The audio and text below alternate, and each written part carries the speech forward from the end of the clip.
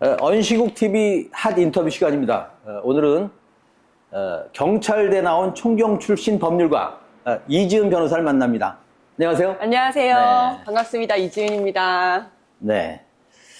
오늘 인터뷰 주제를 이렇게 잡았습니다. 경찰 풀잎처럼 눕다. 네. 이게 그 박범신 씨의 오래된 소설 풀잎처럼 눕다를 카피한 건데 말이죠. 네.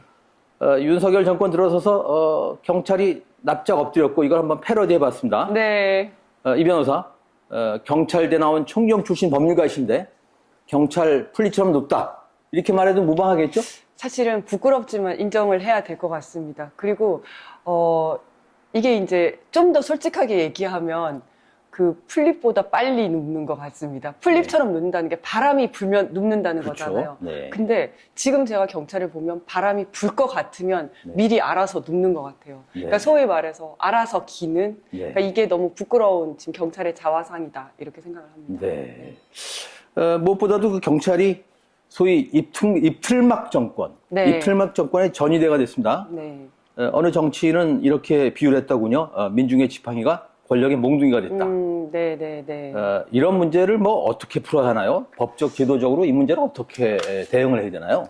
저는 일단 외부적으로는 경찰청장이 대통령으로부터 뭐 100% 독립적일 수는 없겠죠. 행정부의 수장이고 하니까. 하지만 어느 정도 독립성, 중립성을 가지고 있어야 되고 내부적으로는 경찰관 개개인이 상사로부터 독립성을 가져야 된다 이렇게 생각을 합니다. 경찰은 이제 기본적으로 상명하복 조직입니다. 그래서 대통령이 오른쪽으로 가라면 다 13만 경찰이 오른쪽으로 가고 왼쪽으로 가라면 다 왼쪽으로 가고 이렇게 하고 있습니다.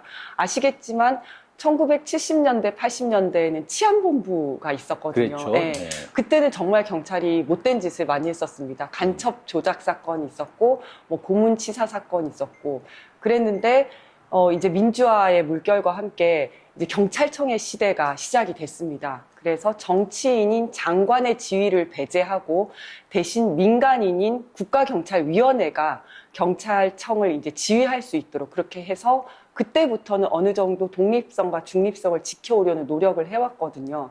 근데 이번 정권 와서 이제 드러났듯이 정말 경찰이 여전히 권력에 취약하다라는 것이 드러났습니다.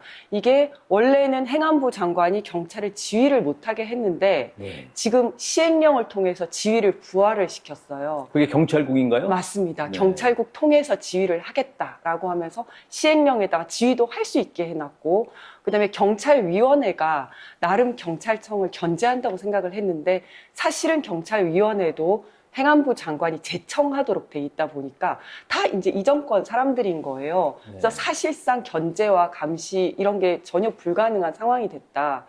그렇다면 이걸 어떻게 할 것인가? 그렇다면 이제 다시 지위를 없애고 이 경찰위원회를 실질화시켜서 좀 뭐 여야 합의해서 위원들을 구성을 한다든지 해서 실질적으로 경찰청을 좀 지휘 감독할 수 있는 기관으로 만들어야 되겠다라는 생각이 들고요.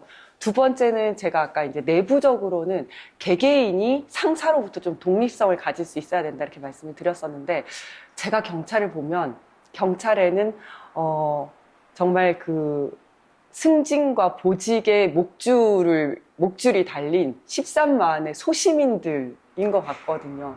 그래서 계급이 높으면 뭐 돈과 권력과 명예와 지위와 모든 거를 독점할 수 있어요. 그래서 계급에 무조건 이렇게 승진의 목숨을 매는 이제 그런 조직이 된 거예요.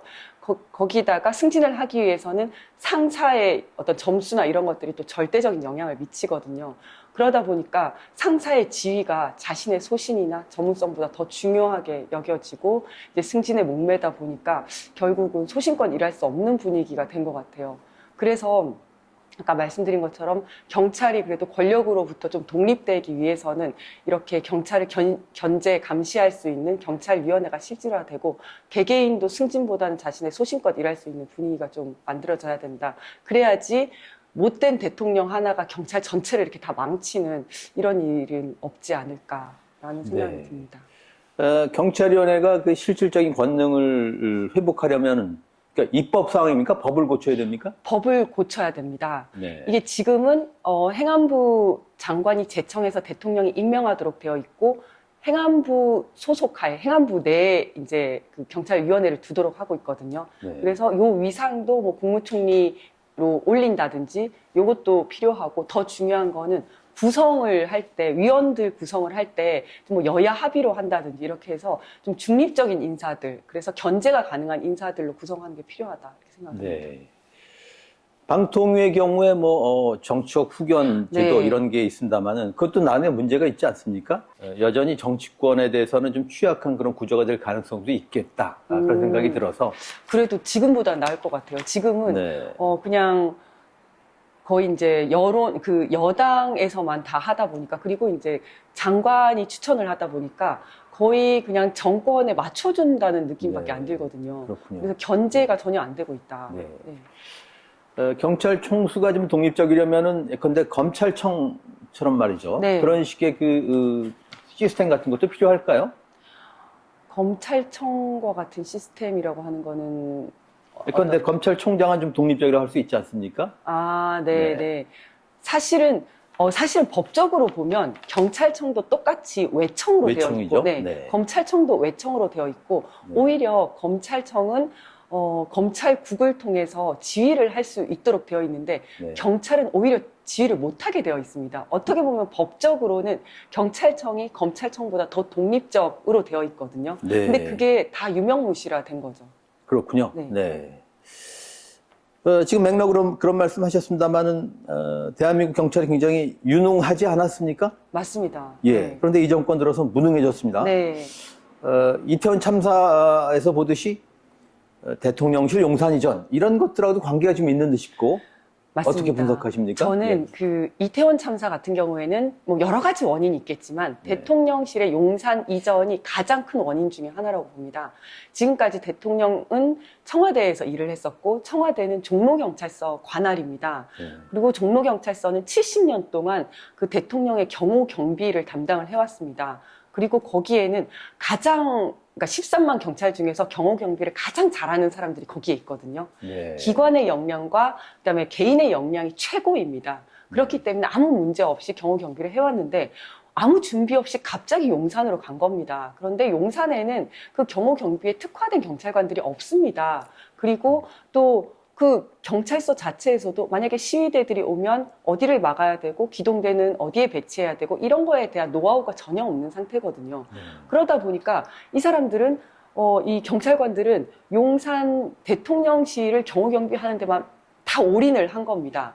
사실 그 전까지는 10월 달이 되면 용산 경찰서의 주 관심사는 이태원이었었거든요. 할로윈. 그렇군요. 네. 네, 할로윈에 인파 관리 어떻게 할 건지. 그래서 거기에 대한 훈련도 계속하고 했었는데 이번에는 정말 대통령실 경호경비 때문에 그 이태원 할로윈 축제가 뒷전으로 밀릴 수밖에 없었어요. 그래서 그 전까지는 모든 서장, 과장들이 전부 이태원에 나가 있었다면 이번에는 다 대통령실 앞에 가 있었던 거죠. 결국은 네. 국민을 바라봐야 할 경찰이 대통령실을 바라보느라고 그런 일이 발생했다라고 생각을 하고 정말 준비 없는 대통령실 이전이 만들어낸 여러 가지 참사 중에 그러네요. 가장 네. 중요하고 큰 참사가 저는 이거다 이렇게 생각합니다. 네, 여러 후과를 남겼네요. 네, 경찰 출신의 법률가로서 네. 나름의 촉으로 이태원 참사 말하자면 이 참사의 그 원인 제공자 말하자면 수사해야 될 사람, 네, 책임져야 될 네. 사람 몇 사람 꼽으신 다음에 누구를 꼽으시겠어요? 저는 이제 서울청장이 기소가 됐는데 무죄가 난 걸로 알고 있습니다. 네.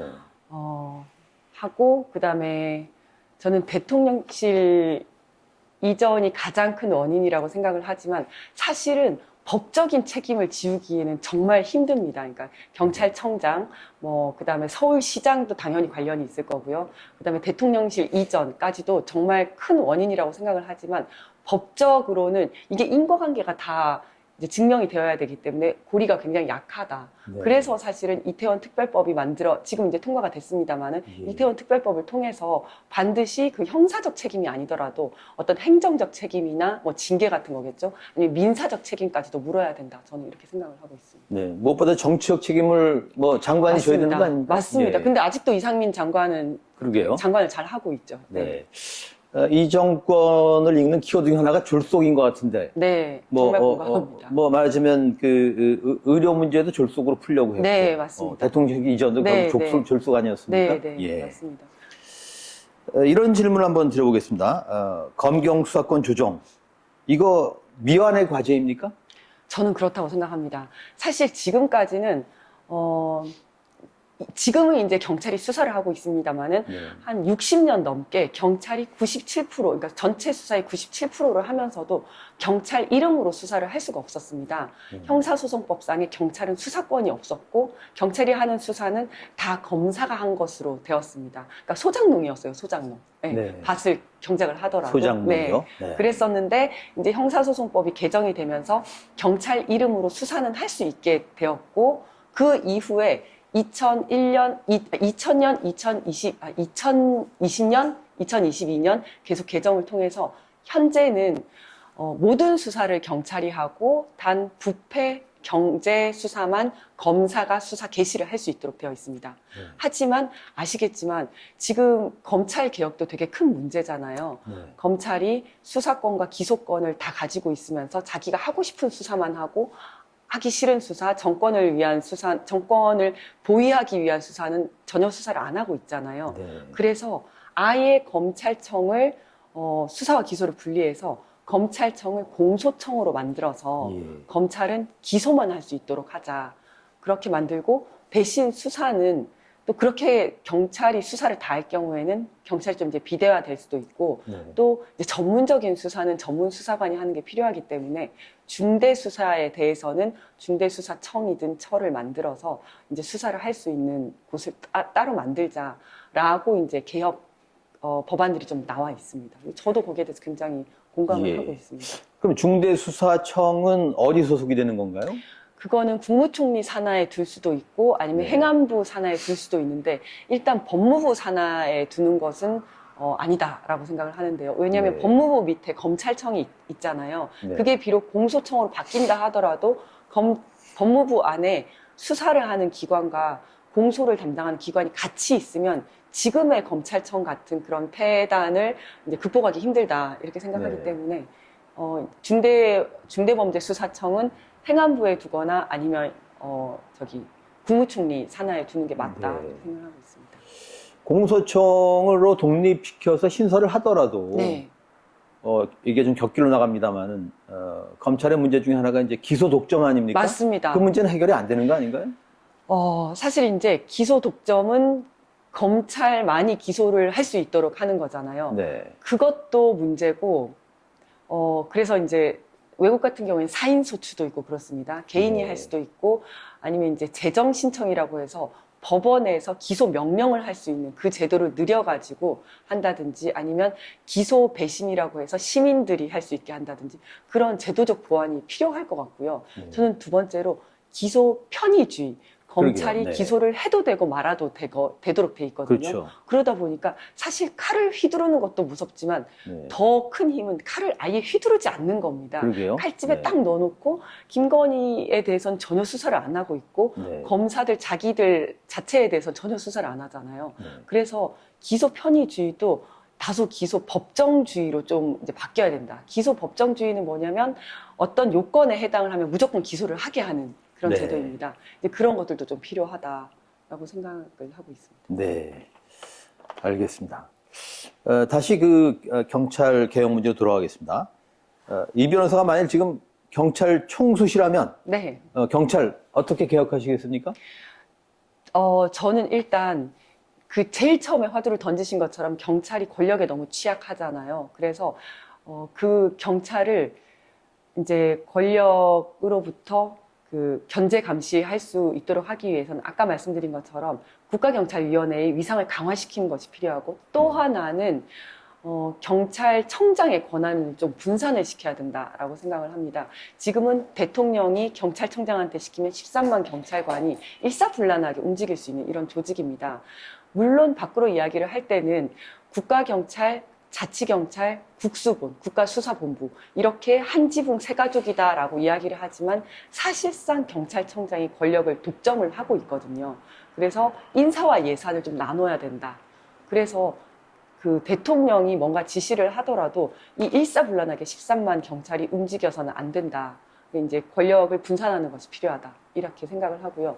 두 번째는 제가 경찰을 23년을 근무를 했는데 특히 현장에서 제가 근무를 많이 했었습니다. 근무를 하면서 느꼈던 것이 인력을 좀 개편하는 게 필요하다. 경찰이 항상 인원이 부족하다고 합니다.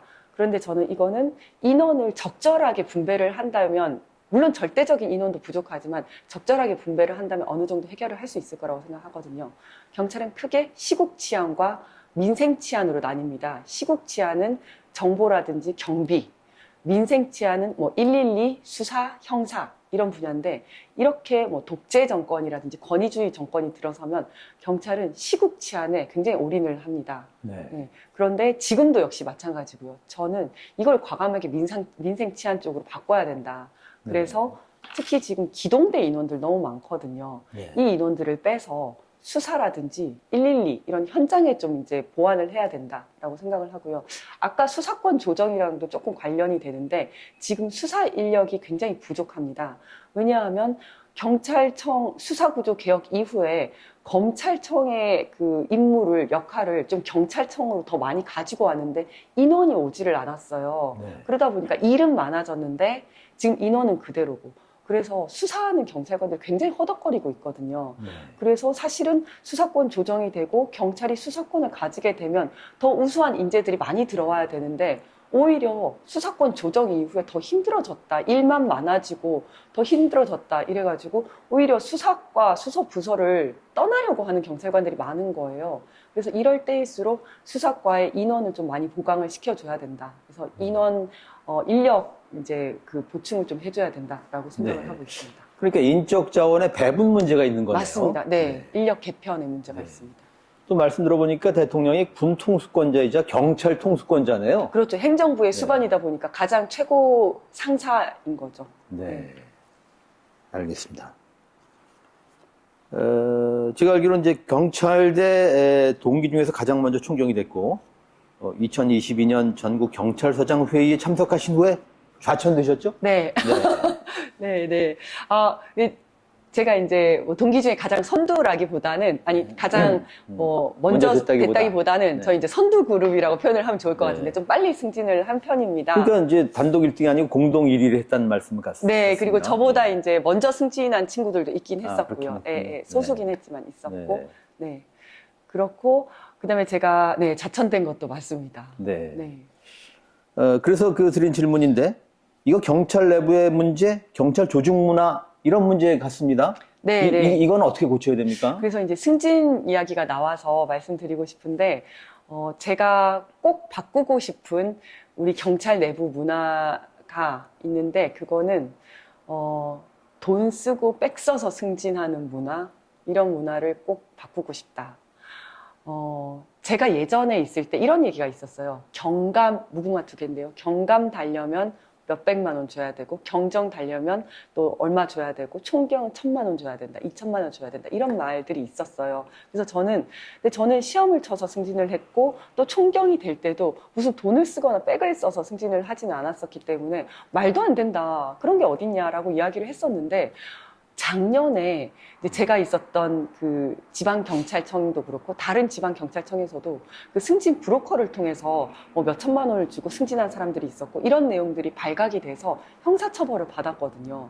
네. 그래서 이런 일들이 여전히 암암리에 벌어지고 있구나라는 생각이 들어서 이런 문화를 꼭 바꿔야 되겠다라는 생각이 네. 들었어요. 그러니까 이거는 개개인의 어떤 윤리의식을 제고하는 것도 필요하지만 저는 정말 이제 적발 위주의 감찰, 그래서 아주 엄벌을 해서 행여라도 이런 일이 있다가는 정말 패가망신한다, 절대 돈 주고 승진할 수 없다, 네. 이런 인식을 좀 강하게 가지도록 하는 게 필요하고, 또 아까 잠깐 말씀드린 것처럼 승진에 목매지 않는 문화, 네. 승진에 목매지 않더라도 정말 소신껏 즐겁게 근무할 수 있는 이런 직장 문화를 만드는 것도 필요하다, 이런 생각이 네. 듭니다. 그러면 그 상납을 인사권자가 받은 겁니까? 그랬었어요. 네. 그러니까 그게 이제 적발이 돼가지고 작년 올해 이제 그 형사처벌이 됐거든요. 네. 근데 여전히 암암리에 그런 일들이 있었고, 그렇네요. 저도 무슨 얘기를 들었냐면 저희 상사가 이런 말씀을, 친한 선배셨는데 이런 말씀을 하시더라고요.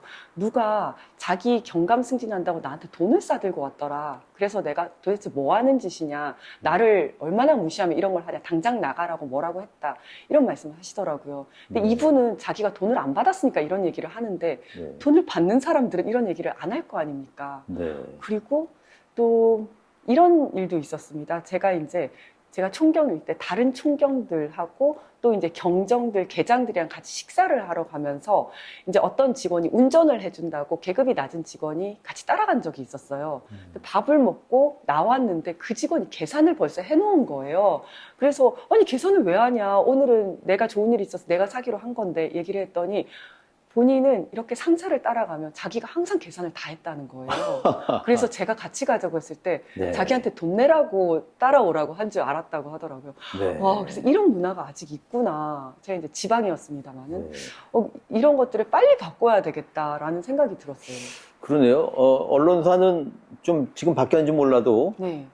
늘 선배가 냈습니다. 그래야 되는데 네. 정말 부끄러운 문화예요. 그리고 네.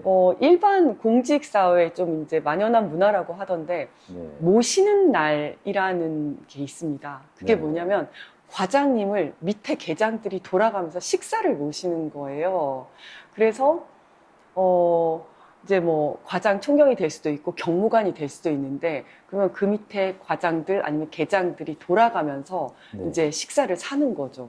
네. 그런 게 아직도 있다고 하더라고요. 이런 문화들을 좀 바꿔야 된다. 네. 네. 알겠습니다.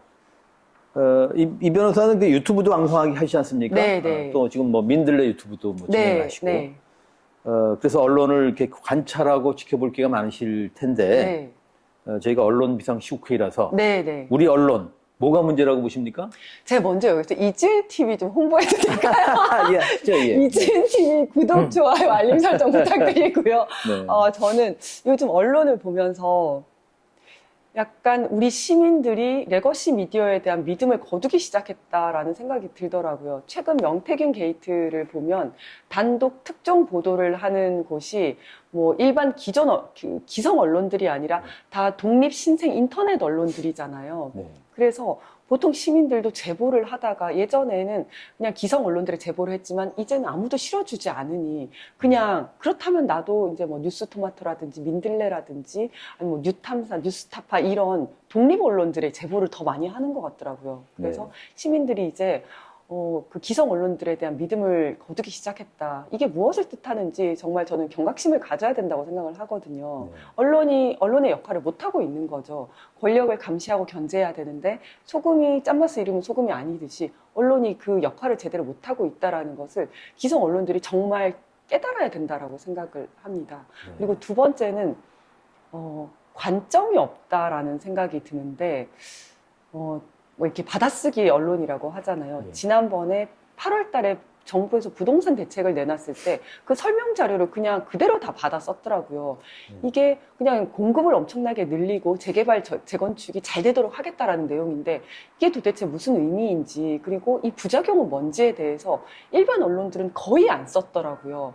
그리고 얼마 전에 이재명 대표의 공직선거법 위반 1심 선고가 나왔을 때도 그 재판의 문제가 뭔지를 짚는 언론들은 별로 없었고, 거의 재판부 설명 자료를 그대로 갖다가 썼고, 거기서 조금 더 나가면 이제 반대 의견들을 이렇게 좀 썼던데, 언론이 어떤 자신의 시각을 가지고 자신의 관점을 가지고 책임 있게 사안을 다루는 언론이 별로 없다.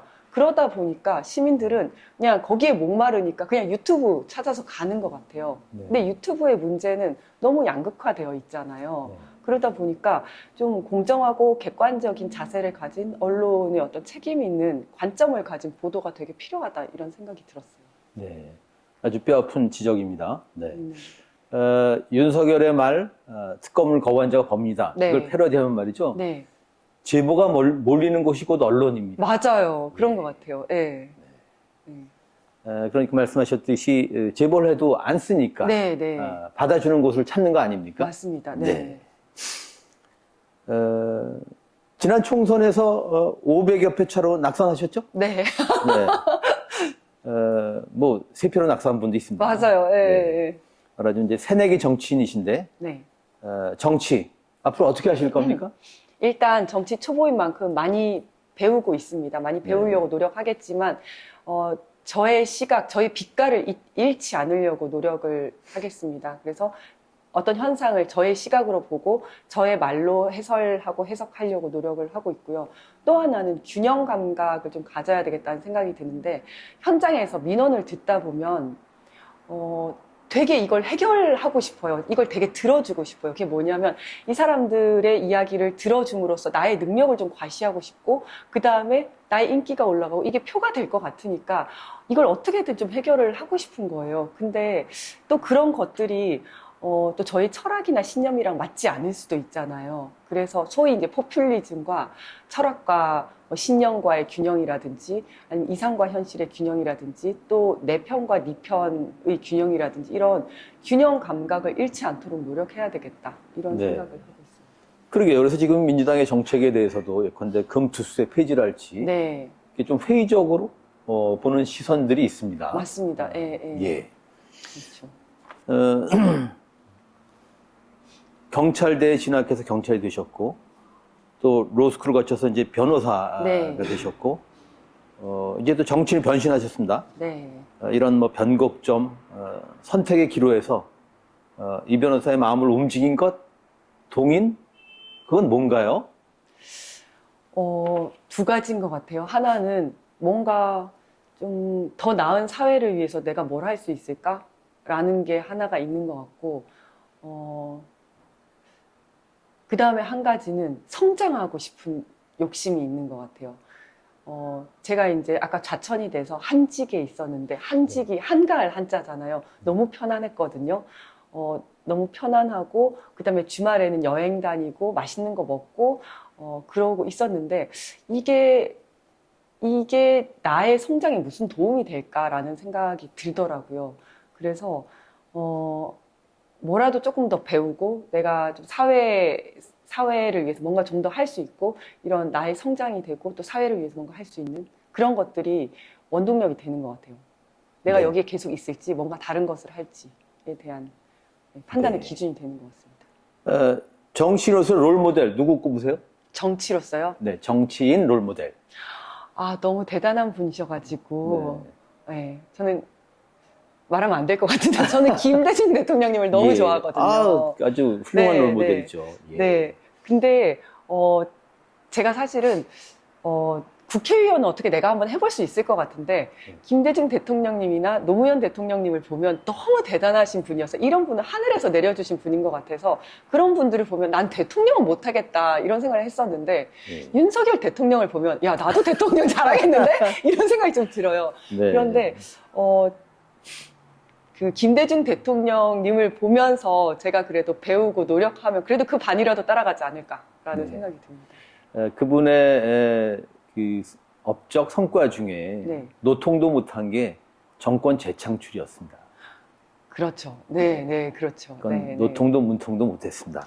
그리고 지금 보니까 더 비교가 되는 게, 지금은 거의 정적 죽이기에 혈안이 되어 있잖아요. 네. 그런데 김대중 대통령님은 자신을 죽이려고 했던 사람들을 다 용서를 하고 그랬죠. 포용을 하셨잖아요. 네. 이거 정말 그 신계다, 이거는. 인간계가 아니다. 네. 요즘 들어서 더 그런 생각이 들더라고요. 네.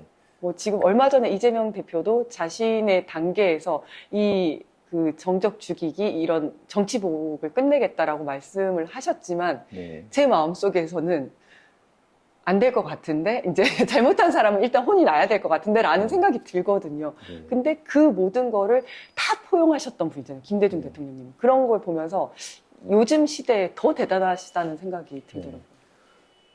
동감입니다만 뭐 그 결과 이제 전두환 같은 사람이 나중에 이제 이 사면 받고 나서도 하여튼 못된 짓을 했지 정신을 못 않습니까? 차리는 경우도 있었죠. 네, 네.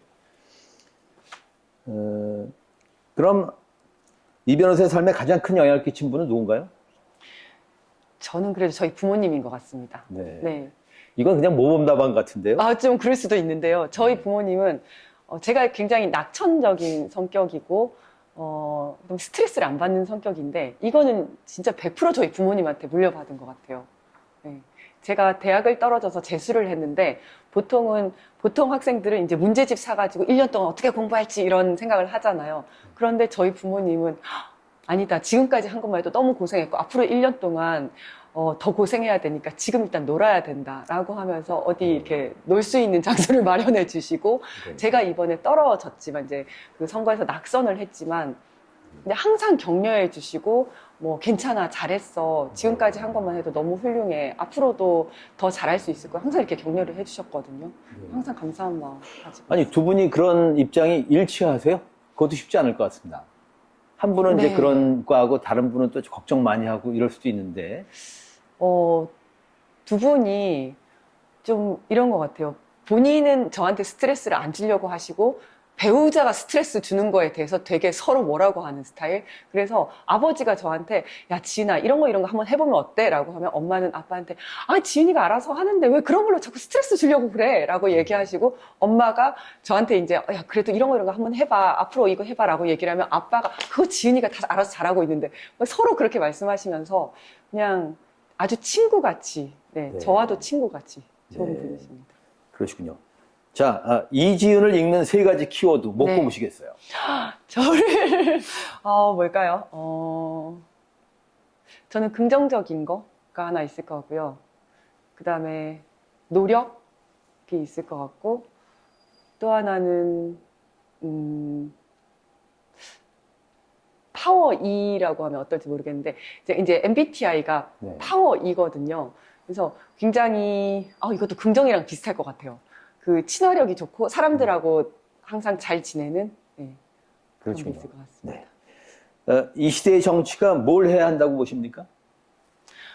사실은 정치는 그 민초들의 문제를 해결을 해줘야 되는데 지금은 전혀 해결을 못 해주고 있는 것 같아요.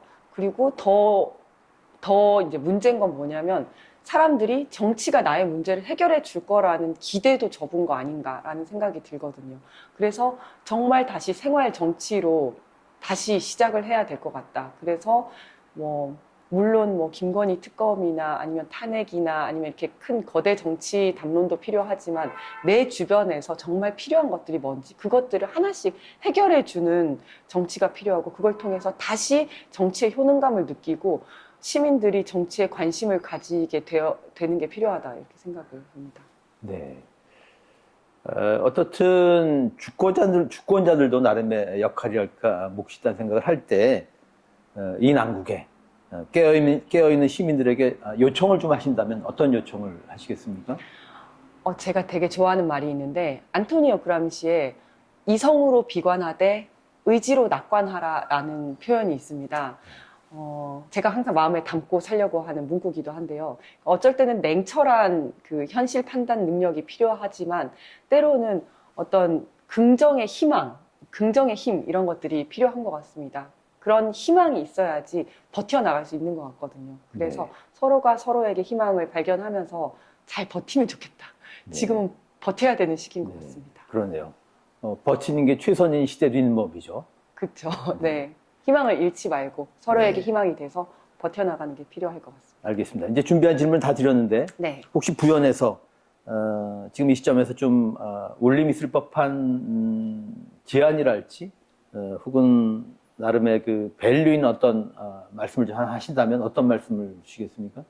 저는 제가 드리고 싶은 얘기는 다 한 것 같고요. 언시국이시잖아요. 예. 정말 이 시대에 경찰도 마찬가지지만 언론의 역할이 너무나 크다. 그리고 정말 잘못된 대통령 하나가 여러 가지를 망치고 있지만 언론이 무너지는 거는 다른 어떤 것보다 더 크다고 생각을 하거든요. 시민들은 언론을 통해서 세상을 바라보기 때문에 언론의 시각이라든지 이 역할이 너무나 중요한데 그게 무너지고 있는 게 너무 마음이 아프고 그래서 거기에서 그래도 무너지지 않는 등대 같은 역할을 해주시면 감사드리겠다는 말씀 드립니다. 네, 고맙습니다. 오늘 경찰대 나온 총경 출신 새내기 정치인 네. 이지은 변호사 만났습니다. 고맙습니다. 감사합니다.